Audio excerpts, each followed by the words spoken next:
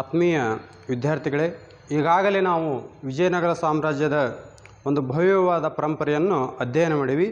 ಹಾಗಾದರೆ ವಿಜಯನಗರ ಸಾಮ್ರಾಜ್ಯ ನಮಗೆಲ್ಲ ಏನೇನು ಕೊಡುಗೆ ಕೊಟ್ಟಿದೆ ಅನ್ನೋದು ಬಹಳಷ್ಟು ಮುಖ್ಯವಾಗುತ್ತೆ.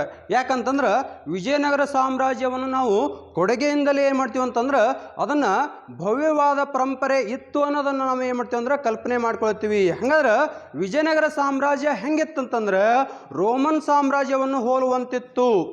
ಅಂದರೆ ಅದು ಭವ್ಯವಾದ ಪರಂಪರೆ ನಮ್ಮ ಕಣ್ಣು ಮುಂದೆ ಬರ್ತಾ. ಹಾಗಾಗಿ ಇಲ್ಲಿ ವಿಜಯನಗರ ಸಾಮ್ರಾಜ್ಯ ತನ್ನದೇ ಆದಂಥ ಅನೇಕ ಸಾಂಸ್ಕೃತಿಕ ಕೊಡುಗೆಗಳನ್ನು ನೀಡೈತಿ. ಆ ಕೊಡುಗೆಗಳಲ್ಲಿ ಮೊದಲು ಯಾವುದಂತಂದ್ರೆ ಆಡಳಿತ. ಹಾಗಾದ್ರೆ ವಿಜಯನಗರ ಸಾಮ್ರಾಜ್ಯದ ಆಡಳಿತ ಯಾವ ರೀತಿ ಇತ್ತಂತಂದ್ರೆ ಮೊದಲು ಕೇಂದ್ರಾಡಳಿತ ಅಂತಂದ್ರೆ ಇಲ್ಲಿ ಎಲ್ಲವೂ ರಾಜನ ಕೈಯಲ್ಲಿರಬೇಕು. ಯಾರು ಆ ಒಂದು ನಗರದ ಅಥವಾ ಆ ಸಾಮ್ರಾಜ್ಯದ ಅರಸ ಯಾರಿರ್ತಾರಲ್ಲ ಆ ಅರಸನ ಕೈಯಲ್ಲಿ ಏನಿರ್ತಿತ್ತಂದ್ರೆ ನಿರಂಕುಶ ಪ್ರಭುತ್ವ ಇರ್ತಿತ್ತು. ಅಂದ್ರೆ ಅವನ ಕೈಯಲ್ಲಿ ಎಲ್ಲ ಇರ್ತಿತ್ತು. ಅವನು ಯಾವ ನಿರ್ಣಯವನ್ನು ತೆಗೆದುಕೊಳ್ತಾನೋ ಆ ನಿರ್ಣಯಕ್ಕೆ ಎಲ್ಲರೂ ಕೂಡ ಬದ್ಧರಾಗಿರಬೇಕು. ಮೊದಲ ಒಂದು ಪರಿಕಲ್ಪನೆ ಅಂತಂದ್ರೆ ಜನರ ಯೋಗಕ್ಷೇಮ ನೋಡಿಕೊಳ್ಳೋದು, ಜನರ ಒಂದು ಕಲ್ಯಾಣ ಮಾಡಿಕೊಳ್ಳೋದು. ಆ ಜನರ ಕಲ್ಯಾಣವನ್ನು ಮಾಡಿಕೊಂಡಾಗ ಮಾತ್ರ ಏನಂತಂದ್ರೆ ಕೇಂದ್ರಾಡಳಿತದಲ್ಲಿ ಒಂದು ಸುವ್ಯವಸ್ಥಿತವಾದಂಥ ಆಡಳಿತ ಮತ್ತು ಸುಸಜ್ಜಿತವಾದ ಒಂದು ಕೇಂದ್ರೀಯ ಆಡಳಿತವನ್ನು ಏನು ಮಾಡ್ತಂದ್ರೆ ರಾಜ್ಯ ಇಲ್ಲಿ ನಿಯಂತ್ರಣ ಮತ್ತು ಹತೋಟಿಯಲ್ಲಿ ಇಟ್ಟಿರ್ತಾನೆ. ಹಾಗೆ ಇಲ್ಲಿ ಕೇಂದ್ರಾಡಳಿತ ಹೆಂಗಿತ್ತಂತಂದ್ರೆ ವಂಶ ಪರಂಪರೆಯಾಗಿತ್ತು. ಆ ರಾಜನ ಮಗನೇ ಬರಬೇಕಂತಂದ್ರೆ ಉತ್ತರಾಧಿಕಾರಿ ಆಗಬೇಕು. ತದನಂತರ ಏನಾಗತ್ತಂತಂದ್ರೆ ಮತ್ತೆ ಆ ರಾಜನಿಗೆ ಮಗ ಇರ್ಲಿಕ್ಕೆ ಏನಾಗತ್ತಂತಂದ್ರೆ ಅವರ ಯಾರಾದರೂ ಅಣ್ಣ ತಮ್ಮಂದಿರು ಅಥವಾ ಅವರ ದಾಯಾದಿಗಳು ಏನು ಮಾಡ್ಕೊಂತಂದ್ರೆ ಈ ಒಂದು ಸಾಮ್ರಾಜ್ಯವನ್ನು ನಡೆಸುವಂಥ ಒಂದು ಪದ್ಧತಿ ಇತ್ತು. ಹಾಗಾಗಿ ಈ ಕೇಂದ್ರಾಡಳಿತದಲ್ಲಿ ಏನಿರ್ತಂತಂದ್ರೆ ಮಂತ್ರಿಮಂಡಲ ಇರ್ತಿತ್ತು. ಮಂತ್ರಿಮಂಡಲಕ್ಕೆ ಮತ್ತೇನಾಯ್ತಂತಂದ್ರೆ ಅನೇಕ ನಾಯಕರುಗಳು ಇರ್ತಿದ್ರು, ದಂಡ ನಾಯಕರು ಇರ್ತಿದ್ರು. ಮಂತ್ರಿ ಏನು ಮಾಡ್ತಿದ್ದಂದ್ರೆ ರಾಜನ ಒಂದು ಆದೇಶದ ಮೇರೆಗೆ ಏನು ಮಾಡ್ತಿದ್ದಂದ್ರೆ ಆಡಳಿತದ ಚುಕ್ಕಾಣಿಯನ್ನು ಇಡ್ತಿದ್ದ. ಇದೇ ರೀತಿಯಾಗಿ ಮಂತ್ರಿ ಏನು ಮಾಡ್ತಿದ್ದಂದ್ರೆ ತನ್ನ ಕೈಯಲ್ಲಿರುವಂಥ ದಂಡಾಧಿಕಾರಿಗಳಿರ್ಬೋದು, ದಂಡ ನಾಯಕರಾಗಿರಬಹುದು, ಅವ್ರನ್ನೆಲ್ಲ ಏನು ಮಾಡ್ತಿದ್ದಂದ್ರೆ ನಿಯಂತ್ರಣ ಮಾಡ್ತಿದ್ದ. ಒಂದು ಸುಸಜ್ಜಿತವಾದ ಸೈನ್ಯವನ್ನು ಕಟ್ಟುವಲ್ಲಿ ಕೂಡ ಮಂತ್ರಿಯ ಪಾತ್ರ ಭಾಳಷ್ಟು ಮುಖ್ಯವಾಗಿರ್ತತಿ. ಅದರಲ್ಲಿ ಕೂಡ ರಾಜ ಏನು ಮಾಡ್ತಿದ್ದಂದ್ರೆ ಇಡೀ ಮಂತ್ರಿಮಂಡಲವನ್ನು ತನ್ನ ನಿಯಂತ್ರಣ ಮತ್ತು ಹತೋಟಿಯಲ್ಲಿ ಇರ್ತಾನೆ. ಹೀಗಾಗಿ ಆಡಳಿತದಲ್ಲಿ ಕೇಂದ್ರಾಡಳಿತ ಉನ್ನತ ಸ್ಥಾನದಲ್ಲಿ ಮತ್ತು ಅತ್ಯುನ್ನತ ಸ್ಥಾನದಲ್ಲಿರುತ್ತದೆ. ತದನಂತರ ಪ್ರಾಂತೀಯ ಆಡಳಿತ. ನೋಡಿ, ಒಂದು ಸಾಮ್ರಾಜ್ಯ ವಿಶಾಲವಾಗಿದ್ದರೆ ಕೇವಲ ಕೇಂದ್ರೀಯ ಆಡಳಿತದಿಂದ ನಾವು ಅದನ್ನು ನಿಯಂತ್ರಣ ಹತೋಟಿಯಲ್ಲಿ ಅಥವಾ ರಾಜ ಇಡೀ ಒಂದು ರಾಜ್ಯವನ್ನು ಅಥವಾ ಸಾಮ್ರಾಜ್ಯವನ್ನು ನೋಡಿಕೊಳ್ಳೋಕ್ಕೆ ಸಾಧ್ಯವಾಗಂಗಿಲ್ಲ. ಹಾಗಾಗಿ ಇಲ್ಲೇನು ಮಾಡ್ತಾನಂದ್ರೆ ಪ್ರಾಂತೀಯ ಆಡಳಿತ ಮಾಡ್ಕೊಳ್ತಾನೆ. ಅಂದ್ರೆ ಕೇಂದ್ರೀಯ ಆಡಳಿತವನ್ನು ಒಡೆದಾಕ್ತಾನೆ, ವಿಭಾಗ ಮಾಡ್ತಾನೆ. ಆ ವಿಭಾಗ ಏನು ಮಾಡ್ತಾನೆ ಅಂತಂದ್ರೆ ಪ್ರಾಂತೀಯ ಆಡಳಿತ, ಸೈನ್ಯ ಆಡಳಿತ, ಗ್ರಾಮಾಡಳಿತ, ಹೀಗೆ ಭೂಕಂದಾಯ ವ್ಯವಸ್ಥೆ, ಹೀಗೆ 4 ಭಾಗಗಳಾಗಿ ಮಾಡಿ ತನ್ನ ಮೇಲೆ ಇರುವಂಥ ಹೊರೆಯನ್ನು ಏನು ಮಾಡ್ತಾನೆ ಅಂತಂದ್ರೆ ಕಡಿಮೆ ಮಾಡಿಕೊಳ್ತಾನೆ. ಈಗ ನೋಡಿ, ನಾವು ನಮ್ಮ ಭಾರತ ದೇಶ ಒಂದು ವಿಶಾಲವಾದ ದೇಶ. ಈ ದೇಶದಲ್ಲಿ ಏನೈತೆ ಅಂತಂದ್ರೆ ಕೇಂದ್ರ ಸರ್ಕಾರವಿದೆ, ರಾಜ್ಯ ಸರ್ಕಾರವಿದೆ. ರಾಜ್ಯ ಸರ್ಕಾರದ ನಿಯಂತ್ರಣದಲ್ಲಿ ಏನೈತೆ ಅಂತಂದ್ರೆ ಜಿಲ್ಲಾಡಳಿತ, ತಾಲೂಕಾಡಳಿತ, ಗ್ರಾಮಾಡಳಿತ ಬರ್ತಾವೆ. ಹೀಗೆ ಹಲವಾರು ಸ್ಥಳೀಯ ಸರ್ಕಾರಗಳು ಹೆಂಗದಾವಲ್ಲ ಅದೇ ರೀತಿಯಾಗಿ ವಿಜಯನಗರ ಸಾಮ್ರಾಜ್ಯದೊಳಗೆ ಹೆಂಗಿತ್ತಂತಂದ್ರೆ ಪ್ರಾಂತೀಯ ಆಡಳಿತ. ಪ್ರಾಂತೀಯ ಆಡಳಿತ ಅಂತಂದ್ರೆ ಕೇಂದ್ರೀಯ ಆಡಳಿತ ಯಾವ ರೀತಿಯಾಗಿ ಕಾನೂನು ನಿಯಮ ಇವನ್ನೆಲ್ಲ ಏನು ಮಾಡಿರ್ತೈತಲ್ಲ ಅವುಗಳನ್ನು ಪಾಲನೆ ಮಾಡಿ ಏನು ಮಾಡ್ತಿತ್ತಂತಂದ್ರೆ ಅನೇಕ ಪ್ರಾಂತೀಯ ಆಡಳಿತ ಒಟ್ಟಾರೆಯಾಗಿ ಕೇಂದ್ರಾಡಳಿತದ ನಿಯಂತ್ರಣದಲ್ಲಿ ಇರುತ್ತಿತ್ತು. ಇಲ್ಲಿ ಪ್ರಾಂತೀಯ ಆಡಳಿತದೊಳಗೆ ಪ್ರಾಂತ್ಯಾಧಿಕಾರಿ ಅಂತಂದು ಬರ್ತಾರೆ, ದಂಡ ನಾಯಕರು ಬರ್ತಾರೆ, ಸೈನ್ಯಪತಿಗಳು ಬರ್ತಾರೆ. ಹೀಗೆ ಏನು ಮಾಡ್ತಂದ್ರೆ ಪ್ರಾಂತೀಯ ಆಡಳಿತ ಏನು ನೋಡ್ಕೊಳ್ತಿತ್ತಂದ್ರೆ ಸಾಕಷ್ಟು ಪ್ರಾಂತ್ಯಗಳು ಇರ್ತಿದ್ವಲ್ಲ ಆ ಪ್ರಾಂತ್ಯಗಳಲ್ಲಿ ಏನು ಮಾಡ್ತಿತ್ತಂತಂದ್ರೆ ಸಾಕಷ್ಟು ಯಾವುದಾದ್ರೂ ಅಲ್ಲಿ ಒಂದು ಪ್ರಾಂತ್ಯ ಐತಂತಂದ್ರೆ ಆ ಪ್ರಾಂತ್ಯಕ್ಕೆ ಬೇಕಾದಂಥ ಸಮಸ್ಯೆಗಳೇನು ಆ ಸಮಸ್ಯೆಗಳನ್ನು ಬಗೆಹರಿಸಿ ಅವಕ್ಕೆ ಒಂದು ಸುವ್ಯವಸ್ಥಿತವಾದ ಆಡಳಿತವನ್ನು ಒದಗಿಸಿಕೊಡ್ತಿತ್ತು. ಅಷ್ಟೇ ಅಲ್ಲ, ಜನರ ಒಂದು ಕಲ್ಯಾಣ, ಅವರ ಶಾಂತಿ ಸುವ್ಯವಸ್ಥೆಯನ್ನು ಕಾಪಾಡುವಲ್ಲಿ ಪ್ರಾಂತೀಯ ಆಡಳಿತ, ಇದಕ್ಕೆ ಯಾರು ಅಧಿಕಾರಿಗಳು ಇರ್ತಿದ್ರು ಅಂದ್ರೆ ಪ್ರಾಂತ್ಯಾಧಿಕಾರಿಗಳು ಅಂತಂದಿರ್ತಿದ್ರು, ದಂಡನಾಯಕರು ಇರ್ತಿದ್ರು. ಅಷ್ಟೇ ಅಲ್ಲ, ಇಲ್ಲಿ ಮತ್ತೆ ಏನು ಮಾಡ್ತಂದ್ರೆ ಕೇಂದ್ರೀಯ ಆಡಳಿತಕ್ಕೆ ಒಳಪಟ್ಟಂಥ ಅಲ್ಲಿ ನಾಯಕರುಗಳು ಕೂಡ ಏನು ಮಾಡ್ತಂದ್ರೆ ಈ ಒಂದು ಇದ್ರೊಳಗೆ ಆಡಳಿತ ಮಾಡ್ತಾರೆ. ಇನ್ನು ಸೈನ್ಯ ಆಡಳಿತ.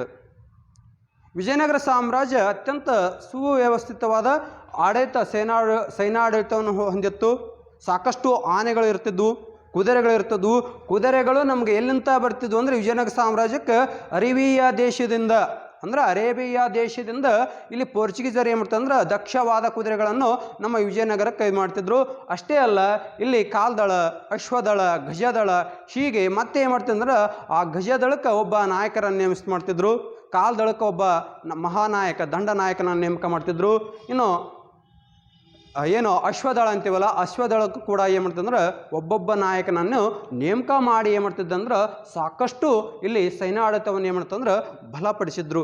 ಈ ಸೈನ್ಯಾಡಳಿತ ಇರುವುದರಿಂದ ವಿಜಯನಗರ ಸಾಮ್ರಾಜ್ಯ ಏನು ಮಾಡ್ತಂದ್ರೆ 13ನೇ ಶತಮಾನದಿಂದ 16ನೇ ಶತಮಾನದವರೆಗೆ ಏನು ಮಾಡ್ತಂದ್ರೆ ಸಾಕಷ್ಟು ಆಳ್ವಿಕೆ ಮಾಡುತ್ತೆ.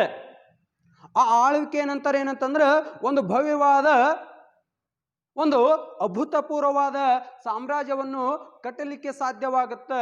ಇನ್ನು ತದನಂತರ ಬರೋದು ಗ್ರಾಮಾಡಳಿತ. ನೋಡಿ, ನಾನು ಈಗಾಗಲೇ ಹೇಳಿದಾಗೆ ಕೇಂದ್ರಾಡಳಿತ ಅಷ್ಟು ಎಲ್ಲ ಸಾಮ್ರಾಜ್ಯವನ್ನು ನೋಡಿಕೊಳ್ಳೋಕ್ಕೆ ಸಾಧ್ಯವಾಗಿದ್ದಾಗ ಇಲ್ಲಿ ಗ್ರಾಮಾಡಳಿತ ಬರುತ್ತೆ. ಇಲ್ಲಿ ಗ್ರಾಮಾಡಳಿತದಾಗ ಇಲ್ಲಿ ಗ್ರಾಮ ಲೆಕ್ಕಾಧಿಕಾರಿ ನಾವೇನಂತೀವಲ್ಲ, ಅಲ್ಲಿ ಒಬ್ಬ ಗ್ರಾಮಕ್ಕೊಬ್ಬ ನಾಯಕರು ಇರ್ತಾರೆ. ಆ ನಾಯಕರು ಏನು ಮಾಡ್ತಾರೆ ಅಂತಂದ್ರೆ ಇಡೀ ಒಂದು ಗ್ರಾಮಾಡಳಿತದ ಗ್ರಾಮಾಡಳಿತದ ಒಂದು ಅಧಿಕಾರವನ್ನು ನೋಡ್ಕೊಳ್ತಿರ್ತಾರೆ. ಇಲ್ಲಿ ಏನಾದರೂ ಸಮಸ್ಯೆಗಳು ಬಂದ್ರೆ ಇಲ್ಲಿ ಒಬ್ಬ ನಾಯಕರು ಇರ್ತಾರೆ. ಆ ನಾಯಕರು ಏನು ಮಾಡ್ಬೇಕಂತಂದ್ರೆ ಇಲ್ಲಿ ಪ್ರಾಂತೀಯ ಆಡಳಿತದಲ್ಲಿರುವಂಥ ನಾಯಕರಿಗೆ ತಿಳಿಸ್ಬೇಕು. ಈ ಪ್ರಾಂತೀಯ ಆಡಳಿತದಲ್ಲಿ ನಾಯಕರು ಕೇಂದ್ರೀಯದಲ್ಲಿರುವಂಥ ರಾಜನಿಗೆ ತಿಳಿಸ್ತಾರೆ. ಹೀಗೆ ಇಲ್ಲಿ ಏನು ಮಾಡ್ಕೊಂಡ್ರೆ ಗ್ರಾಮದಲ್ಲಿರುವಂಥ ಏನು ಸಮಸ್ಯೆಗಳದಾವಲ್ಲ, ಆ ಸಮಸ್ಯೆಗಳನ್ನು ಬಗೆಹರಿಸಿ ಅವರಿಗೆ ಒಂದು ಒಳ್ಳೆಯ ಆಡಳಿತವನ್ನು ನೀಡುವುದು ಗ್ರಾಮಾಡಳಿತದ ಒಂದು ಕಾರ್ಯವಾಗಿತ್ತು. ಇನ್ನು ಭೂ ಕಂದಾಯ ವ್ಯವಸ್ಥೆ. ಇಲ್ಲಿ ಭೂ ಕಂದಾಯ ವ್ಯವಸ್ಥೆ ಅಂತಂದ್ರೆ ಇಲ್ಲಿ ವಿಜಯನಗರ ಸಾಮ್ರಾಜ್ಯದಲ್ಲಿ ಹಲವಾರು ಧರ್ಮಗಳಿದ್ದು, ಹೀಗಾಗಿ ಹಲವಾರು ರೀತಿಯಾದಂಥ ಭೂಮಿಗಳು ಕೂಡ ಇದ್ದು, ಹಾಗಾಗಿ ಭೂ ಕಂದಾಯ ವ್ಯವಸ್ಥೆಯನ್ನು ಏನು ಮಾಡ್ತಾರೆ ಅಂತಂದ್ರೆ 4ನೇ ಒಂದು ಭಾಗವನ್ನು ಯಾರಿಗೆ ಕೊಡ್ಬೇಕಂತಂದ್ರೆ ರಾಜನಿಗೆ ಅಥವಾ ವಿಜಯನಗರ ಸಾಮ್ರಾಜ್ಯಕ್ಕೆ ಕೊಡಬೇಕು. ಹಾಗಾದ್ರೆ ಭೂ ಕಂದಾಯ ವ್ಯವಸ್ಥೆಯನ್ನು ಏನು ಮಾಡ್ತಂತಂದ್ರೆ ಭೂಮಿಯ ಫಲವತ್ತತೆಯ ಆಧಾರದ ಮೇಲೆ ಅವುಗಳನ್ನು ಏನು ಮಾಡ್ತಂತಂದ್ರೆ ಕಂದಾಯ ನಿಗದಿ ಮಾಡ್ತಿದ್ರು. ಹಾಗಾಗಿ ಅನೇಕ ಕಂದಾಯ ವ್ಯವಸ್ಥೆಯಲ್ಲಿ ಭೂ ಕಂದಾಯವನ್ನು ಏನು ಮಾಡ್ತಿದ್ದಂದ್ರೆ ಭೂಮಿಯ ಫಲವತ್ತತೆಯ ಆಧಾರದ ಮೇಲೆ ಅದನ್ನು ನಿಗದಿ ಮಾಡಿ ತದನಂತರ ಏನು ಮಾಡ್ತಿದ್ದಂದ್ರೆ ಸಾಕಷ್ಟು ಇಲ್ಲಿ 4ನೇ ಒಂದು ಭಾಗವನ್ನು ಇಲ್ಲಿ ಕೇಂದ್ರ ಸರ್ಕಾರಕ್ಕೆ ಭೂ ಕಂದಾಯ ವ್ಯವಸ್ಥೆ ರೂಪದಲ್ಲಿ ತೆರಿಗೆಯನ್ನು ಕಟ್ಟಬೇಕಾಗಿತ್ತು. ಪ್ರಮುಖ ಒಂದು ಉದ್ಯೋಗ ಏನಾಗಿತ್ತು ಅಂತಂದ್ರೆ ಕೃಷಿಯ ಮೇಲೆ ಅವಲಂಬಿತವಾಗಿತ್ತು. ಹಾಗಾಗಿ ಇಲ್ಲಿ ಕೃಷ್ಣದೇವರಾಯನ ಕಾಲದಲ್ಲಿ, ಪ್ರೌಢದೇವರಾಯನ ಕಾಲದಲ್ಲಿ ಸಾಕಷ್ಟು ಏನು ಮಾಡ್ತಾರೆ ಅಂದ್ರೆ ಜನರಿಗೆ ನೀರಾವರಿ ವ್ಯವಸ್ಥೆಯನ್ನು ಕಲ್ಪಿಸಿಕೊಡ್ತಾರೆ. ಕೃಷಿ ಚಟುವಟಿಕೆಗೆ ಪ್ರೋತ್ಸಾಹ ನೀಡ್ತಾರೆ. ಇನ್ನು ಆ ಕೃಷಿಯನ್ನು ಏನು ಮಾಡ್ತಾರೆ ಅಂತಂದ್ರೆ ಭಾಗ ಮಾಡ್ತಾರೆ. ಫಲವತ್ತತೆಯ ಆಧಾರದ ಮೇಲೆ ಏನು ಮಾಡ್ತಂದ್ರೆ ಕಂದಾಯವನ್ನು ನಿಗದಿ ಮಾಡ್ತಾರೆ. ಒಣ ಬೇಸಾಯಕ್ಕೆಷ್ಟು, ನೀರಾವರಿ ಭೂಮಿಗೆಷ್ಟು, ಇನ್ನು ಸಣ್ಣ ಹಿಡುವಳಿದಾರರಿಗೆಷ್ಟು, ಹೀಗೆ ಏನು ಮಾಡ್ತಾರೆ ಅಂತಂದ್ರೆ ಭೂ ಕಂದಾಯವನ್ನು ಏನು ಮಾಡ್ತಂದ್ರೆ ಬೇರೆ ಬೇರೆ ರೀತಿಯಾಗಿ ನಿಗದಿ ಮಾಡ್ತಾರೆ. ಹಾಗಾಗಿ ಜನರಿಗೆ ಒಂದು ಸ್ವಲ್ಪ ಏನಾಗುತ್ತೆ ಅಂದ್ರೆ ಹೊರೆ ಕಡಿಮೆ ಆಗುತ್ತೆ, ತೆರಿಗೆ ಕಟ್ಟುವುದು. ಹಾಗಾಗಿ ಇಲ್ಲಿ ಏನು ಮಾಡ್ತಂತಂದ್ರೆ ಇಲ್ಲಿ ಜನರು ಏನು ಮಾಡ್ತಂದ್ರೆ ಕೃಷ್ಣದೇವರಾಯನು ಒಬ್ಬ ನಿಜವಾದ ದೇವರಂತಂದು ಪೂಜೆ ಮಾಡ್ತಿರ್ತಾರೆ. ಇನ್ನು ಸಾಮಾಜಿಕ ವ್ಯವಸ್ಥೆ. ವಿಜಯನಗರದ ಸಾಂಸ್ಕೃತಿಕ ಕೊಡುಗೆಗಳಲ್ಲಿ 2ನೇದು ಯಾವುದು ಅಂತಂದ್ರೆ ಸಾಮಾಜಿಕ ವ್ಯವಸ್ಥೆ. ಈ ಸಾಮಾಜಿಕ ವ್ಯವಸ್ಥೆಯಲ್ಲಿ ಏನಿತ್ತಂದ್ರೆ ಚಾತುರ್ವರ್ಣ ವ್ಯವಸ್ಥೆ ಇತ್ತು. ಅಂದ್ರೆ ಬೇರೆ ಬೇರೆ ಧರ್ಮಗಳಿದ್ದು. ಚಾತುರ್ವರ್ಣ ಅಂತಂದ್ರೆ 4: ಬ್ರಾಹ್ಮಣ, ಕ್ಷತ್ರಿಯ, ವೈಶ್ಯ, ಶೂದ್ರರು, ಹೀಗೆ ಬೇರೆ ಬೇರೆ ಇರ್ತಿದ್ರು. ಇಲ್ಲಿ ಒಕ್ಕಲಿಗರು ಇರ್ತಿದ್ರು, ಕಮ್ಮಾರರು ಇರ್ತಿದ್ರು, ಚಮ್ಮಾರರು ಇರ್ತಿದ್ರು, ಕೃಷಿಕರು ಇರ್ತಿದ್ರು, ವ್ಯಾಪಾರಿಗಳು ಕೂಡ ಈ ಒಂದು ಸಾಮಾಜಿಕ ವ್ಯವಸ್ಥೆಯಲ್ಲಿ ಬರ್ತಿದ್ರು. ಇಲ್ಲಿ ಸಾಮಾಜಿಕ ವ್ಯವಸ್ಥೆ ಅಂದ್ಬಿಟ್ಟಲೆ ನಾವು ಸಮಾಜದಲ್ಲಿ ಶಾಂತಿ ಸುವ್ಯವಸ್ಥೆ ಇತ್ತು. ಬಡವ ಶ್ರೀಮಂತ ಎಂಬ ಪರಿಕಲ್ಪನೆ ಇತ್ತು. ಮಹಿಳೆಯರಿಗೆ ಏನಿತ್ತಂದ್ರೆ ಶಿಕ್ಷಣ ಎನ್ನುವುದು ಕಡಿಮೆ ಇತ್ತು. ಮಹಿಳೆಯರಿಗೆ ಶಿಕ್ಷಣ ಇದ್ದಿದ್ದಿಲ್ಲ. ಮಹಿಳೆಯರಿಗೆ ಏನಿತ್ತಂದ್ರೆ ಅನೇಕ ಕಂದಾಚಾರಗಳು, ಮೂಢನಂಬಿಕೆಗಳು ಇದ್ವು. ಆ ಮೂಢನಂಬಿಕೆಗಳು ಅಂತಂದ್ರೆ ಬಾಲ್ಯ ವಿವಾಹ ಪದ್ಧತಿ, ಪರದಾ ಪದ್ಧತಿ, ಇನ್ನು ವಧುದಕ್ಷಿಣೆ, ವರದಕ್ಷಿಣೆ ಅಂತೀವಲ್ಲ, ವಧುದಕ್ಷಿಣೆ, ಹೀಗೆ ಅನೇಕ ಇಲ್ಲಿ ಏನು ಮಾಡ್ತೀವಿ ಅಂದ್ರೆ ಹೆಣ್ಣು ಮಕ್ಕಳ ಒಂದು ಸ್ಥಿತಿ ಅತ್ಯಂತ ಶೋಚನೀಯವಾದಿದ್ರು ಶಾಂತಿಯುತವಾಗಿ ಅಲ್ಲಿ ಬಾಳ್ಲಿಕ್ಕೆ ಅವಕಾಶವಿತ್ತು. ಆದರೆ ಶಿಕ್ಷಣದಿಂದ ಏನಾಗಿದೆ ಅಂದ್ರೆ ಮಹಿಳೆಯರು ವಂಚಿತರಾಗಿದ್ದರು. ಅಷ್ಟೇ ಅಲ್ಲ ನೋಡಿ, ಮಹಿಳೆಯರಿಗೆ ಎಷ್ಟು ಸ್ಥಾನಮಾನ ಕೊಟ್ಟಿದ್ರಂತಂದ್ರೆ ಇಲ್ಲಿ ಬರುವಂತ ಹೊನ್ನಮ್ಮ ಅಂತಂದು ಒಬ್ಬ ಕುಸ್ತಿಪಟು ಇದ್ಲು ವಿಜಯನಗರದಲ್ಲಿ. ಅಂದ್ರೆ ಹೆಣ್ಣುಮಕ್ಕಳಿಗೂ ಕೂಡ ಏನ್ ಮಾಡ್ತಿದ್ದ ಅಂದ್ರೆ ಕುಸ್ತಿಯಲ್ಲಿ ಭಾಗವಹಿಸೋಕೆ ಅನುಮತಿ ನೀಡಿದವರು ಯಾರು ಅಂತಂದ್ರೆ ವಿಜಯನಗರದ ಅರಸರು. ಇನ್ನು ಹಬ್ಬಗಳನ್ನು ಆಚರಣೆ ಮಾಡ್ತಿದ್ರು. ಯಾಕಂದ್ರೆ ಸಾಕಷ್ಟು ಹಬ್ಬಗಳನ್ನು ಆಚರಣೆ ಮಾಡ್ತಿದ್ರು. ದಸರಾ, ಮಹಾನವಮಿ, ದೀಪಾವಳಿ, ಹೀಗೆ ಬೇರೆ ಬೇರೆ ಹಬ್ಬಗಳನ್ನು. ಅಷ್ಟೇ ಅಲ್ಲ, ಇಲ್ಲಿ ಮುಸ್ಲಿಮರಿಗೂ ಕೂಡ ಏನು ಮಾಡ್ತಂದ್ರೆ ಮಸೀದಿಗಳನ್ನು ಕಟ್ಟಿಸಿಕೊಟ್ಟು ಅವರಿಗೆ ಅವರ ಧರ್ಮದ ಅನುಸಾರವಾಗಿ ಅವರ ಹಬ್ಬಗಳನ್ನು ಆಚರಣೆ ಮಾಡಕ್ಕೆ ಅನುಕೂಲ ಯಾರು ಮಾಡಿಕೊಡ್ತಿದ್ರು ಅಂದ್ರೆ ವಿಜಯನಗರ ಸಾಮ್ರಾಜ್ಯದ ಅರಸರು ಅನುಕೂಲ ಮಾಡಿಕೊಡ್ತಿದ್ರು. ಇನ್ನು ತದನಂತರ ಆರ್ಥಿಕ ವ್ಯವಸ್ಥೆ ಮತ್ತು ಆರ್ಥಿಕ ಸ್ಥಿತಿ ನೋಡ್ರಿ. ಆರ್ಥಿಕ ವ್ಯವಸ್ಥೆ ಅತ್ಯಂತ ಉನ್ನತ ಸ್ಥಾನದಲ್ಲಿ ಏನಿತ್ತು ಅಂತಂದ್ರೆ ವಿಜಯನಗರದ ಆರ್ಥಿಕ ಸ್ಥಿತಿ ಅತ್ಯಂತ ಉನ್ನತ ಸ್ಥಿತಿಯಲ್ಲಿತ್ತು. ಇಲ್ಲಿ ಏನ್ ಮಾಡ್ತಿದ್ದಂದ್ರೆ ಭೂಮಾಪನ ಮಾಡ್ತಿದ್ರು. ಏನೋ ಭೂಮಿಯನ್ನು ಭೂಮಾಪನ ಮಾಡಿ ಆ ಭೂಮಾಪನ ಅನುಸಾರವಾಗಿ ಏನ್ ಮಾಡ್ತಿದ್ದಂದ್ರೆ ಭೂ ಕಂದಾಯವನ್ನು ನಿಗದಿ ಮಾಡ್ತಿದ್ರು. ಪ್ರಮುಖ ಕಸುಬು ಯಾವುದು ಅಂತಂದ್ರೆ ಕೃಷಿ ಆಗಿತ್ತು. ಇಲ್ಲಿ ವ್ಯಾಪಾರ ವಾಣಿಜ್ಯ ಚಟುವಟಿಕೆಗಳು ಅತ್ಯಂತ ಚುರುಕು ಸ್ಥಿತಿಯಲ್ಲಿದ್ದು. ಯಾಕಂತಂದ್ರೆ ನಮ್ಮ ವಿಜಯನಗರ ಸಾಮ್ರಾಜ್ಯ ಅರಬರ ಜೊತೆ ಏನಂತಂದ್ರೆ ನೇರವಾಗಿ ವ್ಯಾಪಾರ ವಾಣಿಜ್ಯ ಮತ್ತು ಪೋರ್ಚುಗೀಸರೊಡನೆ ಏನ್ ಮಾಡ್ತಂದ್ರೆ ವ್ಯಾಪಾರ ವಾಣಿಜ್ಯ ಸಂಪರ್ಕವನ್ನು ಕಲ್ಪಿಸಿಕೊಂಡಿತ್ತು. ಇಲ್ಲಿ ಸಾಕಷ್ಟು ಏನ್ ಮಾಡ್ತಂದ್ರೆ ಅಂದ್ರೆ ನಮ್ಮಲ್ಲಿರುವಂಥ ಸಾಂಬಾರ್ ಪದಾರ್ಥಗಳು, ಏಲಕ್ಕಿ, ಲವಂಗ, ಮೆಣಸು ಮುಂತಾದ ಒಂದು ಸಾಂಬಾರ್ ಪದಾರ್ಥಗಳು ಬೇರೆ ದೇಶಕ್ಕೆ ರಫ್ತಾಗ್ತಿದ್ವು. ಅಲ್ಲಿರುವಂಥ ಏನು ಕುದುರೆಗಳಾಗಿರ್ಬೋದು, ಪಾದರಸ ಆಗಿರಬಹುದು, ಬೇರೆ ಬೇರೆ ಖನಿಜ ಸಂಪತ್ತಾಗಿರ್ಬೋದು, ಅವುಗಳ ನಮಗೇನು ಅವಶ್ಯಕವಾದಂಥ ಸಂಪತ್ತನ್ನು ಏನು ಮಾಡ್ತಂದ್ರೆ ಅಂದ್ರೆ ಇಲ್ಲಿ ವಿಜಯನಗರ ಸಾಮ್ರಾಜ್ಯ ತರಿಸಿಕೊಳ್ತಿತ್ತು. ಇನ್ನು ಆರ್ಥಿಕ ಸ್ಥಿತಿ ಏನಾಗಿತ್ತು ಅಂತಂದ್ರೆ ಅತ್ಯಂತ ಉತ್ತಮ ರೀತಿಯಲ್ಲಿತ್ತು. ಹೌದು, ನಾನು ಒಂದ ಮಾತು ಹೇಳಿದ್ದೆ, ನಮ್ಮ ಕೆಲವು ಶ್ರೀಮಂತ ಸಾಮ್ರಾಜ್ಯಗಳಲ್ಲಿ ವಿಜಯನಗರ ಸಾಮ್ರಾಜ್ಯ ಕೂಡ ಅತ್ಯಂತ ಒಂದು ಏನಾಗಿತ್ತು ಅಂತಂದ್ರೆ ಶ್ರೀಮಂತವಾದ ಒಂದು ಸಾಮ್ರಾಜ್ಯವಾಗಿತ್ತು. ಯಾಕ ಶ್ರೀಮಂತವಾದ ಸಾಮ್ರಾಜ್ಯ ಆಗಿತ್ತು ಅಂತಂದ್ರೆ ನಮ್ಮಲ್ಲಿ ಏನಾಗಿತ್ತು ಅಂತಂದ್ರೆ ಸಂತೆಯಲ್ಲಿ ಏನು ಮಾಡ್ತಿದ್ದ ಅಂದ್ರೆ ರತ್ನ ಖಚಿತವಾದ ಹವಳ ದಿಣ್ಣೆಗಳನ್ನು ಮಾರಾಟ ಮಾಡ್ತಿದ್ರು, ರತ್ನ ಮುತ್ತುಗಳನ್ನು ಮಾರಾಟ ಮಾಡ್ತಿದ್ರು. ಅಂದ್ರೆ ಎಷ್ಟು ನಮ್ಮ ಸಂಪತ್ಭರಿತವಾದ ವಿಜಯನಗರ ಸಾಮ್ರಾಜ್ಯವಾಗಿತ್ತು ಅನ್ನೋದು ನಮ್ಮ ಕಲ್ಪನೆಗೆ ಬರ್ತಾ. ಹೀಗಾಗಿ ಇಲ್ಲಿ ಸಾಕಷ್ಟು ಏನಂತಂದ್ರೆ ಆರ್ಥಿಕ ಸ್ಥಿತಿ ಏನಾಗಿತ್ತು ಅಂತಂದ್ರೆ ಅತ್ಯಂತ ದಕ್ಷ ರೀತಿಯಲ್ಲಿ ಮತ್ತು ಅತ್ಯಂತ ಉತ್ತಮ ರೀತಿಯಲ್ಲಿತ್ತು. ಇನ್ನು ಧಾರ್ಮಿಕ ವ್ಯವಸ್ಥೆ, ಇಲ್ಲಿ ಧಾರ್ಮಿಕ ವ್ಯವಸ್ಥೆಯಲ್ಲಿ ಏನಾಗಿತ್ತು ಅಂತಂದ್ರೆ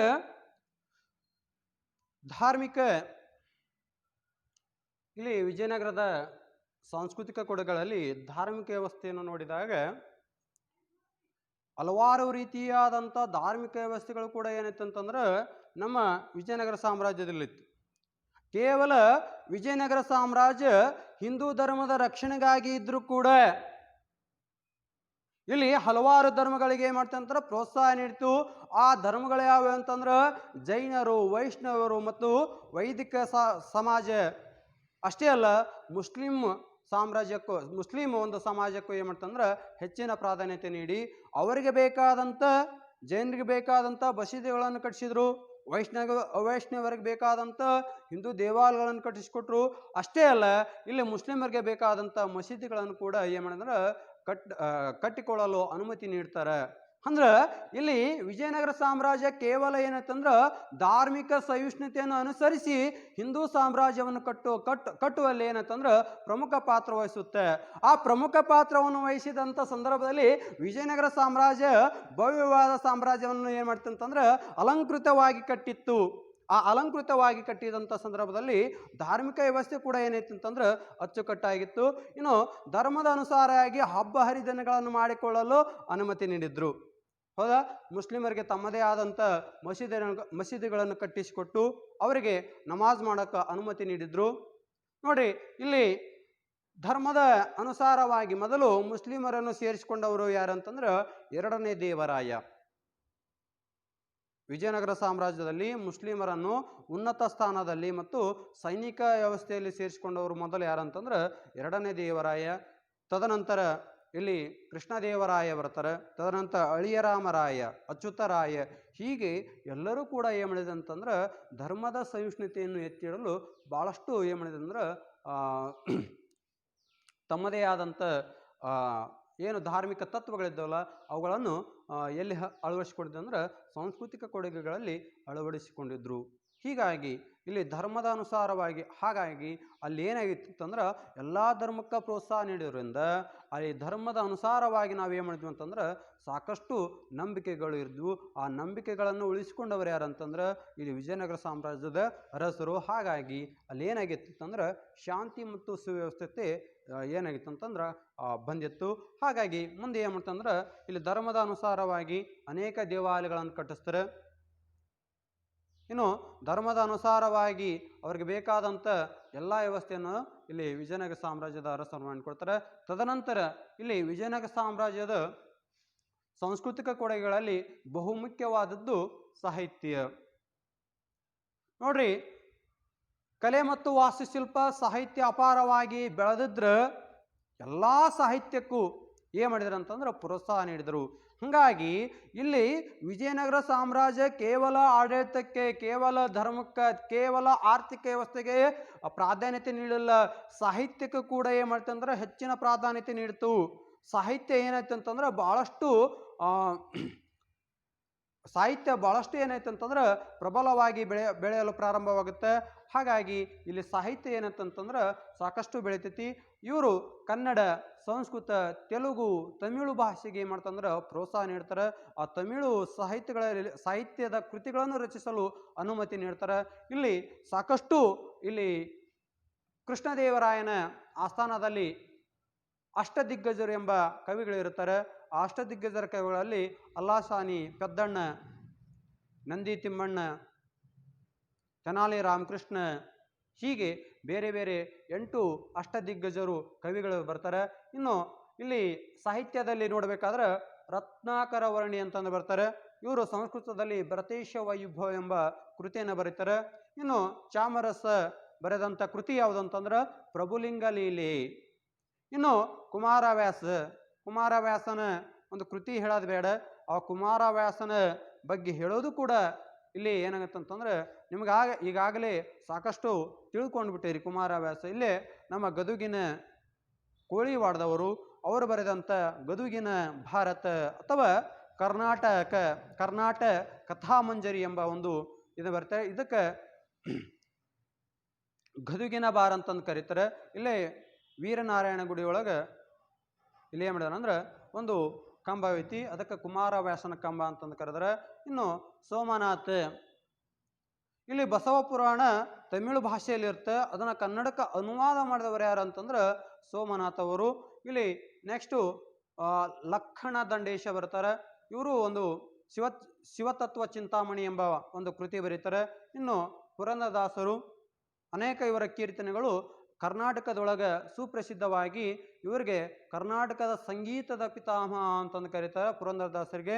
ಇನ್ನು ದಾಸ ಸಾಹಿತ್ಯ ಕೂಡ ಏನಾಗಿತ್ತು ಅಂತಂದ್ರೆ ವಿಜಯನಗರ ಸಾಮ್ರಾಜ್ಯದಲ್ಲಿ ಕುಲಂಕುಷವಾಗಿ ಬೆಳೆದಿತ್ತು. ಹೌದಾ, ದಾಸ ಸಾಹಿತ್ಯಕ್ಕೂ ಕೂಡ ಹೆಚ್ಚಿನ ಪ್ರೋತ್ಸಾಹ ನೀಡಿದರು.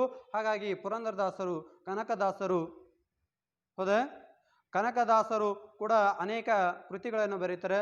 ಮೋಹನ ತರಂಗಿಣಿ, ನಳಚರಿತ್ರೆ, ಹರಿಭಕ್ತ ಸಾರ, ಹೀಗೆ ಅನೇಕ ಕೃತಿಗಳನ್ನು ಬರೀತಾರೆ. ಇನ್ನು ಗಂಗಾದೇವಿ, ಇಲ್ಲಿ ಬುಕ್ಕರಾಯನ ಮಗನಾದಂಥ ಕಂಪಣನ ಹೆಂಡತಿಯಾದಂಥ ಗಂಗಾದೇವಿ ಏನು ಮಾಡ್ತಂದ್ರೆ ಮಧುರಾ ವಿಜಯಂ ಎಂಬ ಒಂದು ಸಂಸ್ಕೃತ ಕೃತಿಯನ್ನು ರಚನೆ ಮಾಡ್ತಾಳೆ. ಇಲ್ಲಿ ಕೃಷ್ಣದೇವರಾಯ ಕೇವಲ ಒಬ್ಬ ಉತ್ತಮ ಆಡಳಿತಗಾರನ ಅಷ್ಟೇ ಅಲ್ಲ, ಒಬ್ಬ ಉತ್ತಮ ಕವಿ ಕೂಡ ಯಾರಾಗಿದ್ದಾರೆ ಅಂದ್ರೆ ಕೃಷ್ಣದೇವರಾಗಿದ್ದು. ತೆಲುಗಿನಲ್ಲಿ ಅಮುಕ್ತ ಮೌಲ್ಯದ ಎಂಬ ಒಂದು ಕೃತಿಯನ್ನು ಬರೀತಾನೆ. ಇನ್ನು ಸಂಸ್ಕೃತದಲ್ಲಿ ಒಂದು ನಾಟಕವನ್ನು ಬರೀತಾನೆ. ಆ ನಾಟಕ ಜಾಂಬವತಿ ಕಲ್ಯಾಣ ಎಂಬ ನಾಟಕವನ್ನು ರಚನೆ ಮಾಡ್ತಾನೆ. ಇನ್ನು ತೆಲುಗು ಕವಿಯಾದಂಥ ಶ್ರೀನಾಥರನ್ನು ಇವರು ಯಾರ ಒಂದು ಕಾಲದೊಳಗೆ ಬರ್ತಾರೆ ಅಂದರೆ ಎರಡನೇ ಪ್ರೌಢದೇವರಾಯನ ಕಾಲದಲ್ಲಿ ಬರ್ತಾರೆ.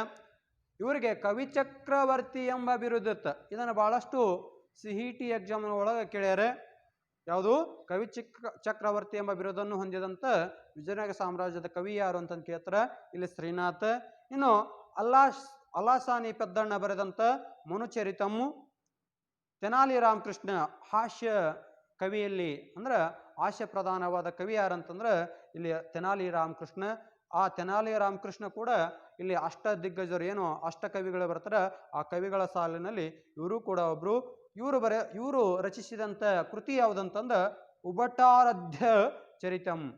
ಉಭಟಾರಾಧ್ಯ ಚರಿತಂ ಈ ಒಂದು ಕೃತಿಯನ್ನು ರಚನೆ ಮಾಡ್ತಾರೆ. ಇನ್ನು ಇಷ್ಟೇ ಅಲ್ಲ, ಇವರ ಒಂದು ಕಾಲದೊಳಗೆ ಇಲ್ಲಿ ಸಾಹಿತ್ಯ ಸಾಕಷ್ಟು ಏನಾಗುತ್ತಂತಂದ್ರೆ ಬೆಳಿತೈತಿ. ಸಾಹಿತ್ಯ ಬೆಳೆದಂತೆ ಇವರು ಏನು ಮಾಡ್ತಾರೆ ಅಂತಂದ್ರೆ ಕಲೆ ಮತ್ತು ವಾಸ್ತುಶಿಲ್ಪಕ್ಕೂ ಕೂಡ ಏನು ಮಾಡ್ತಾರೆ ಅಂದ್ರೆ ಸಾಕಷ್ಟು ಪ್ರಾಧಾನ್ಯತೆ ನೀಡ್ತಾರೆ. ಅಂದ್ರೆ ಕೇವಲ ಸಾಹಿತ್ಯಕ್ಕೆಲ್ಲ ಕಲೆ ಮತ್ತು ವಾಸ್ತುಶಿಲ್ಪಕ್ಕೆ ಏನು ಮಾಡ್ತಾರೆ ಅಂದ್ರೆ ಸಾಕಷ್ಟು ಪ್ರೋತ್ಸಾಹ ನೀಡ್ತಾರೆ. ಅವುಗಳಲ್ಲಿ ಇವರ ಒಂದು ಕಲೆ ಹೆಂಗಿತ್ತು ಅಥವಾ ಇವರ ಒಂದು ವಾಸ್ತುಶಿಲ್ಪವನ್ನು ನೋಡಬೇಕಾದ್ರೆ ಇಲ್ಲಿ ವಾಸ್ತುಶಿಲ್ಪ ಇವರು ಸಾಕಷ್ಟು ಏನು ಮಾಡ್ತಿದ್ದಂತಂದ್ರೆ ಹಂಪಿಯ ಒಳಗೆ ಸಾಕಷ್ಟು ದೇವಾಲಯಗಳನ್ನು ಕಟ್ಟಿಸ್ಯಾರ. ಅಷ್ಟೇ ಅಲ್ಲ, ಸಾಕಷ್ಟು ಕೋಟೆಗಳನ್ನು ಕಟ್ಟಿಸ್ಯಾರ. ಅಷ್ಟೇ ಅಲ್ಲ, ಸಾಕಷ್ಟು ಮೂರ್ತಿಗಳನ್ನು, ಸಾಕಷ್ಟು ಸಂಗೀತಕ್ಕೆ ಪ್ರೋತ್ಸಾಹ ನೀಡ್ಯಾರ. ಇಲ್ಲಿ ಇವರ ಒಂದು ವಾಸ್ತುಶಿಲ್ಪ ಯಾವ ರೀತಿ ಆಗಿರ್ತಿತ್ತಂದ್ರೆ ವಿಶಾಲವಾದ ಸಭಾಮಂಟಪ. ಅಂದ್ರೆ ಒಂದು ದೇವಸ್ಥಾನ ಐತಂತಂದ್ರೆ ದೇವಾಲಯ ಐತಂತಂದ್ರೆ ಅಲ್ಲಿ ಒಂದು ವಿಶಾಲವಾದ ಏನಿರ್ಬೇಕಂದ್ರೆ ಸಭಾಮಂಟಪ ಇರಬೇಕು.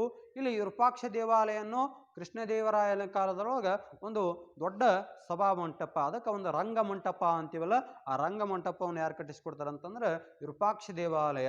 ವಿರೂಪಾಕ್ಷ ದೇವಾಲಯ ಅಂತಂದ್ರೆ ಅತ್ಯಂತ ಪ್ರಾಚೀನವಾದ ದೇವಾಲಯ, ಹಳೆಯ ಕಾಲದ ದೇವಾಲಯ. ಹೌದಾ? ಶೃಂಗೇರಿ ಒಳಗಿರುವಂಥ ವಿದ್ಯಾಶಂಕರ ದೇವಾಲಯ ಅದು ಒಂದು ಪ್ರಾಚೀನ ದೇವಾಲಯ, ಒಂದು ವಿಶಿಷ್ಟವಾದ ಶೈಲಿಯನ್ನು ಒಳಗೊಂಡಿರುವಂಥ ದೇವಾಲಯ. ಅದೇ ರೀತಿಯಾಗಿ ನಮ್ಮ ಹಂಪಿಯಲ್ಲಿರುವಂಥ ವಿರೂಪಾಕ್ಷ ದೇವಾಲಯ ಕೂಡ ಒಂದು ವಿಶಿಷ್ಟವಾದ ದೇವಾಲಯ ಆಗೈತಿ. ಇಲ್ಲಿ ಅದರ ಮುಂದೆ ಏನೈತಿ ಅಂದ್ರೆ ವಿಶಾಲವಾದ ಸಭಾಮಂಟಪ, ಏನು ರಂಗಮಂಟಪ ಅಂತೀವಲ್ಲ ಅದೈತಿ. ಇನ್ನು ದೇವಾಲಯಗಳದು ಸಾಕಷ್ಟು ವಿಜಯನಗರ ಸಾಮ್ರಾಜ್ಯಕ್ಕೆ ಹೋದ್ರೆ, ಹಂಪಿಗೆ ಹೋದ್ರೆ ನಮಗೆ ಏನಕ್ಕಂದ್ರೆ ದೇವಾಲಯಗಳು ಕಾಣ್ತಾವು. ಆದ್ರೆ ದೇವಾಲಯಗಳನ್ನ ಏನು ಮಾಡ್ಯಾರ ಅಂತಂದ್ರೆ ಸಾಕಷ್ಟು ಹಾಳು ಮಾಡಿಬಿಟ್ಟಾರೆ. ಇದಕ್ಕೆ ಪ್ರಮುಖ ಕಾರಣ ಏನಂತಂತಂದ್ರೆ ನಮ್ಮಲ್ಲಿ ಇತಿಹಾಸದ ಬಗ್ಗೆ ಅಥವಾ ಐತಿಹಾಸಿಕ ಹಿನ್ನೆಲೆ ಬಗ್ಗೆ ಅರಿವಿಲ್ಲ. ಹಾಗಾಗಿ ಐತಿಹಾಸಿಕ ಹಿನ್ನೆಲೆಯ ಬಗ್ಗೆ ಅರಿವಿಲ್ಲದಾಗ ಏನಾಗ್ತಂದ್ರೆ ನಮಗೆ ಇತಿಹಾಸದ ಅಧ್ಯಯನ ಮಾಡೋಕ್ಕೆ ಸಾಧ್ಯ ಆಗಂಗಿಲ್ಲ. ಇಲ್ಲಿ ಇನ್ನು ಎತ್ತರವಾದ ಗೋಪುರಗಳು, ಅವರ ದೇವಾಲಯಗಳು ಯಾವ ಇರ್ತಿದ್ವು ಅಂದ್ರೆ ಎತ್ತರವಾಗಿ ಗೋಪುರಗಳನ್ನು ಒಳಗೊಂಡಿರ್ತಿದ್ವು. ಆ ಗೋಪುರಗಳನ್ನು ಕೂಡ ಇನ್ನು ಪತ್ರಾಕೃತಿಯ ಕಮಾನುಗಳು ಇರ್ತಿದ್ವು. ಪತ್ರಾಕೃತಿಯ ಕಮಾನುಗಳು ಇರ್ತಿದ್ವು. ಅಲಂಕೃತಕ್ಕಿಂತ ಇವ್ರು ಏನು ಮಾಡ್ತಿದ್ದು ಅಂದ್ರೆ ಇಲ್ಲಿ ಭವ್ಯತೆ, ರುದ್ರತೆ, ಗಾಂಭೀರ್ಯಕ್ಕೆ ಏನು ಮಾಡ್ತಿದ್ರೆ ಹೆಚ್ಚಿನ ಒಲವು ನೀಡಿ ಆ ಒಂದು ದೇವಸ್ಥಾನದೊಳಗೆ ಅವುಗಳನ್ನು ಅಳವಡಿಸ್ಕೊಳ್ತಿದ್ರು. ಅಂದ್ರೆ ದ್ವಾರದ ಏನು ಮೇನ್ ದ್ವಾರ ಅಂತೀವಲ್ಲ, ಹೆಬ್ಬಾಗಿಲು ಅಂತೀವಲ್ಲ, ಆ ಒಂದು ಕಮಾನಿಗೆ ಏನು ಮಾಡ್ತಿದ್ದಂದ್ರೆ ಇಲ್ಲಿ ಭವ್ಯತೆ, ರುದ್ರತೆ ಮತ್ತು ಗಾಂಭೀರ್ಯತೆಯನ್ನು ಒಳಗೊಂಡಿರುವಂಥ ಬೇರೆ ಬೇರೆ ರೀತಿಯಾದಂಥ ಚಿತ್ರಾಕೃತಿಗಳನ್ನು ಏನು ಮಾಡ್ತಿದ್ದಂದ್ರೆ ಬಿತ್ತಿಸ್ತಿದ್ರು. ಅಂದ್ರೆ ಅದರೊಳಗೆ ಬರೆದಿಡ್ತಿದ್ರು. ಇಲ್ಲಿ ಇನ್ನು ಶೃಂಗೇರಿಯಲ್ಲಿರುವಂಥ ವಿದ್ಯಾಶಂಕರ ದೇವಾಲಯ, ವಿರೂಪಾಕ್ಷ ದೇವಾಲಯ, ಅಚ್ಯುತರಾಯ ದೇವಾಲಯ, ವಿಗ್ರಹ ನರಸಿಂಹ, ಲಕ್ಷ್ಮೀ ನರಸಿಂಹ ದೇವಾಲಯ, ಹೀಗೆ ಸಾಕಷ್ಟು ನಾವೇನು ಮಾಡ್ತೀವಿ ಅಂದ್ರೆ ಹಂಪಿ ಒಳಗೆ ನೋಡ್ತೀವಿ. ಇನ್ನು ಅಷ್ಟೇ ಅಲ್ಲ, ವಿಜಯ ವಿಠಲ ದೇವಸ್ಥಾನ ನೋಡ್ತೀವಿ. ಇನ್ನು ಬಹುಮುಖ್ಯವಾಗಿ ಕೃಷ್ಣದೇವರಾಯ ಕಟ್ಟಿಸಿದಂಥ ಕೃಷ್ಣದೇವರಾಯ ದೇವಸ್ಥಾನ ನೋಡ್ತೀವಿ. ಇಲ್ಲಿ ಸಾಸಿವೆ ಕಾಳು ಗಣಪ, ಕಡಲೆಕಾಳು ಗಣಪ, ಹೀಗೆ ಸಾಕಷ್ಟು ಬೇರೆ ಬೇರೆ ಮೂರ್ತಿಗಳನ್ನು ಮತ್ತು ಕಲೆ ಆಕೃತಿಗಳನ್ನು ಏನು ಮಾಡ್ತೀವಿ ಅಂತಂದ್ರೆ ವಿಜಯನಗರದ ಕಾಲದೊಳಗೆ ನಾವು ನೋಡ್ತೀವಿ. ನೋಡಿ, ಇಲ್ಲಿ ಭವ್ಯವಾದ ಒಂದು ಪರಂಪರೆ ಅಥವಾ ಭವ್ಯವಾದ ಒಂದು ವಿಜಯನಗರ ಸಾಮ್ರಾಜ್ಯ ಇತ್ತು. ಆ ಸಾಮ್ರಾಜ್ಯವನ್ನು ಹಾಳು ಮಾಡಿದವರು ಯಾರಂತಂದ್ರೆ ಮುಸ್ಲಿಂ ಬಾಂಧವರು. ಯಾಕಂತಂದ್ರೆ ಇಲ್ಲಿ 1565ರಲ್ಲಿ ರಕ್ಕಸ ತಂಗಡಿ ಕದ ನಡೆದಂಥ ಸಂದರ್ಭದಲ್ಲಿ ಕೇವಲ ಇಲ್ಲಿರುವಂಥ ವಜ್ರ ವೈಡೂರ್ಯಗಳನ್ನು ಕಪ್ಪ ಕಾಣಿಕೆಗಳನ್ನು ಧನ ಕನಕಗಳನ್ನು ಒತ್ತು ಒಯ್ಲಿಲ್ಲ. ಅದರ ಜೊತೆ ಏನು ಮಾಡಿದ್ರು ಅಂತಂದ್ರೆ ದೇವಾಲಯಗಳನ್ನು ಹಾಳು ಮಾಡಿ ಅದರೊಳಗಿರುವಂಥ ನಿಧಿಗಳಿಗಾಗಿ ಏನು ಮಾಡಿದ್ರು ಅಂತಂದ್ರೆ ಅವುಗಳನ್ನು ಏನು ಮಾಡಿದ್ರು ಅಂದ್ರೆ ವಿಗ್ರಹಗಳನ್ನು ಹಾಳು ಮಾಡ್ತಾರೆ. ಹಾಗಾಗಿ ಈ ಭವ್ಯವಾದ ಒಂದು ಸಾಮ್ರಾಜ್ಯ ಏನಾಗಿತ್ತು ಅಂತಂದ್ರೆ ಹಂಪಿ ಹಾಳು ಕೊಂಪೆಯಾಗಿ ಮಾರ್ಪಾಡುಗೊಳ್ಳುತ್ತೆ. ಮಾರ್ಪಾಡುಗೊಂಡಂಥ ಸಂದರ್ಭದೊಳಗೆ ಇಲ್ಲೇನಂತಂದ್ರೆ ಇಲ್ಲಿಯವರೆಗೂ ಕೂಡ ನಾವೇನು ಮಾಡಿದ್ವಿ ಅಂದ್ರೆ ವಿಜಯನಗರದ ಅರಸರು ಮಾಡಿದಂಥ ಸಾಧನೆಗಳು, ವಿಜಯನಗರ ಯಾವಾಗ ಸ್ಥಾಪನೆ ಆಯಿತು, ವಿಜಯನಗರ ಕಾಲದಲ್ಲಿ ಬರುವಂಥ ಪ್ರಮುಖ ಅರಸರು ಯಾರು, ಅಷ್ಟೇ ಅಲ್ಲ ಅವರು ನಮ್ಮ ವಿಜಯನಗರದ ಸಾಂಸ್ಕೃತಿಕ ಕೊಡುಗೆಗೂ ಕೂಡ ಸಾಕಷ್ಟು ಅಧ್ಯಯನ ಮಾಡಿವಿ. ಇಲ್ಲಿವರೆಗೂ ವಿಜಯನಗರದ ಸಾಮ್ರಾಜ್ಯದ ಬಗ್ಗೆ ಆನ್ಲೈನ್ ಕ್ಲಾಸ್ ವೀಕ್ಷಣೆ ಮಾಡಿದಂಥ ಎಲ್ಲ ವಿದ್ಯಾರ್ಥಿಗಳಿಗೂ ನಮಸ್ಕಾರಗಳು.